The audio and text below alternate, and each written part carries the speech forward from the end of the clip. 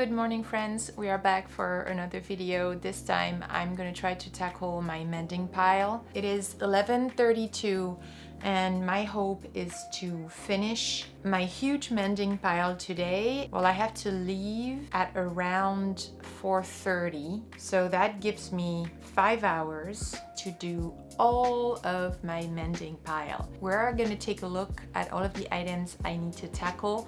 This is sort of a marathon video that reminds me of the marathon sewing videos that Lydia Naomi posts sometimes that I really like watching. Hopefully it's gonna give you some motivation to tackle your own pile. It is not my first mending pile video. I will make sure to link the other ones in description, and at the end of this video you'll have the playlist of sewing videos if that's what you're into. Because I am filming, it will take a little longer or a lot longer than it would if I wasn't filming, so that is something to keep in mind.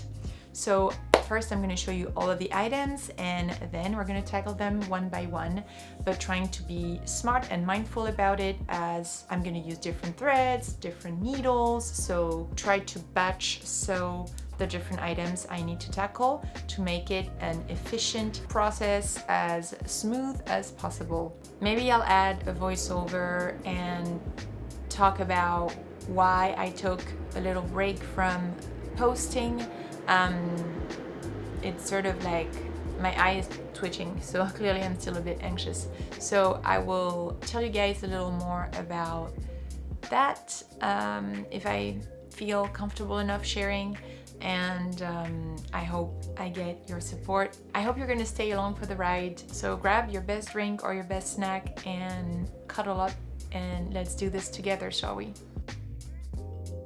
So first up we have this fur coat that has ripped here. So that's gonna be just a little bit of hand stitching. I estimate this to be a 10 minutes fix. Next up, also some hand stitching. This here is detached from the zipper. I did try gluing it, but the glue didn't do much. So I'm just gonna hand stitch the pearls back onto the wallet. That is also probably gonna be 10 minutes. Then we've got this very nice gown that my friend bought, but that is a little too long for her. So we just need to hem the gown. And there are two layers. There's the fashion fabric and the lining. So the lining just needs to be serged. Well, let's say an hour for this. Here we've got 3 pairs of denim to hem. I already hemmed one leg, so I guess technically I only have 5 legs left to hem. It's already cut, so I just need to iron and hem. That would be probably the first item I tackle because the thread is already on the machine. I'm thinking this is probably gonna take an hour. Here my friend simply wanted me to sew a hook and eye on this skirt, so probably 10 minutes for this fix. This here just needs to be reattached. That's the bottom of the neckline, so it should be an easy and quick fix. 10 minutes. This is also probably gonna take 10 minutes. My friend just wants me to iron and or sew this patch onto the original mark on the hoodie. This is too big at the waist for my friend, so the idea is to sew, it is a thin layer of denim, so the idea is to sew an elastic on the back panel to gather the fabric enough for it to fit her waist. So this is probably going to take 20 minutes. This here is a 2-layer dress, but my friend does not want the second long layer, so I'm going to shorten it and make it just shorter than the first one so it's not visible, and it just acts as lining for the top layer. That's probably going to take about 30 minutes. This here has some tear in the lace, and the lace has some elastic fibers that came off. So I'm going to clean up the fibers that came off and I'm going to repair the tear. There are 2 tears, I think, so I just have to look around This is probably gonna be 30 to 40 minutes. And finally, this skirt was too long for my friend and I just simply need to hem it with a baby hem. So that's probably another 30. So I first have to test that my tension is right because I did do this one leg and the tension is completely off inside. I think it'll be fine. Maybe I don't need to redo it, but I want the other legs to be clean. The bottom thread is very tense and the top thread very loose with all of the loops here because I sewed with this side up because I knew I often have issues with thick thread on my machine. So that's why I'm sewing with this side visible.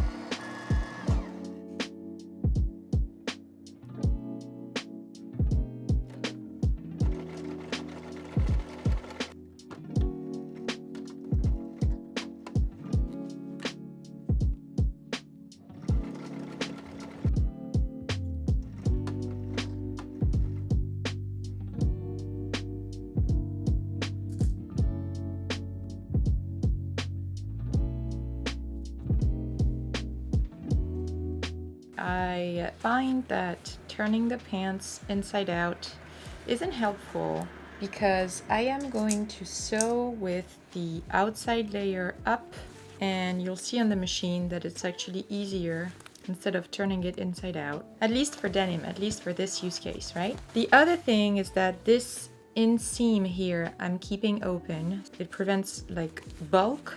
This seam is going to be the seam where I start and I stop the sewing. It's not too noticeable, but it's not as thick as this one that I need to actually manually go over with my sewing machine, because otherwise I would probably break the needle or break the machine, because my machine is not an excellent machine at all and it's a very old model from my grandmother. The other thing is the positioning of my pins here. I am putting them perpendicular, first of all because I had them parallel on the last pair I just did and I poked myself. I also put them from the outside like so, because again that's the side where I'm gonna be and it's easier to remove.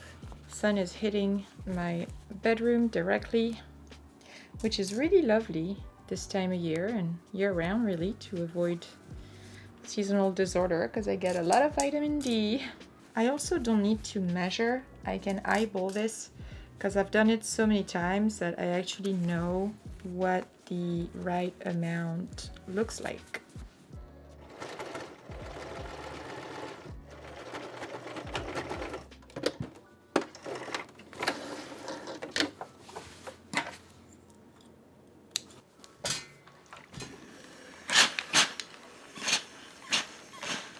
I was not filming, so it is 1 p.m. and I've done all of my denim, which is a very nice progress. I did have 2 more pants that I just ironed because I did them the other day. So this is finished. So it took me an hour and a half. Let's reassess what we need to tackle now. With black thread, I've got 4 items. So let's do the black batch next then. 3 hemming pieces. Let's do it now.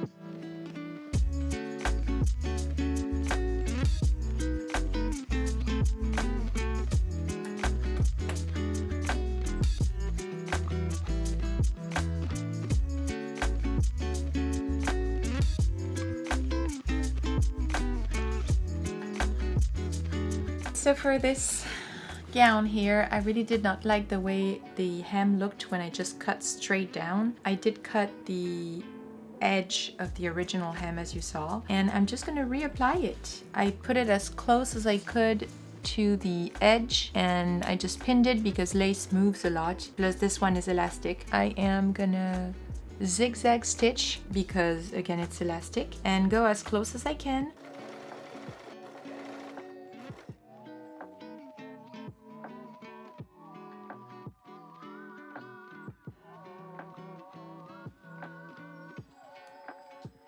I have a little over 2 hours left. It's 2:20 now. It's 2:23. I'm very happy with my lace, Frankensteining the lace, on the gown that you saw. So I'm going to change my needle. This was a ballpoint needle that was perfect for the lace, that was elastic. I'm going to switch to a universal 70 needle, which is the very small one, to do the hems on my very thin fabric similar to chiffon. So that's what I'm going to do now, change the needle, hem my black pieces, and reassess how much time I have left.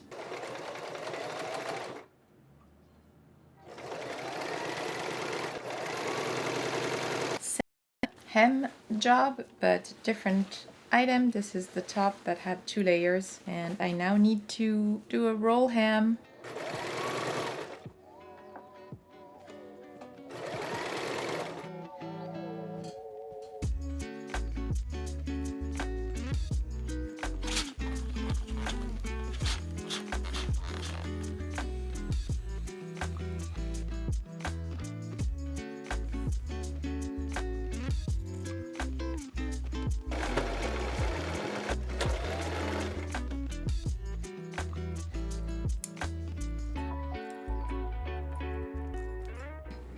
Well, it is now 4:12. I am gonna call it a day because the sun just set behind the buildings, so my natural light is gonna decrease drastically from now on, and I'm actually feeling tired. My body hurts a little bit. I still have some things to do. I basically have all of the hand stitching left. My elastic in the waist of the pants, that didn't work out.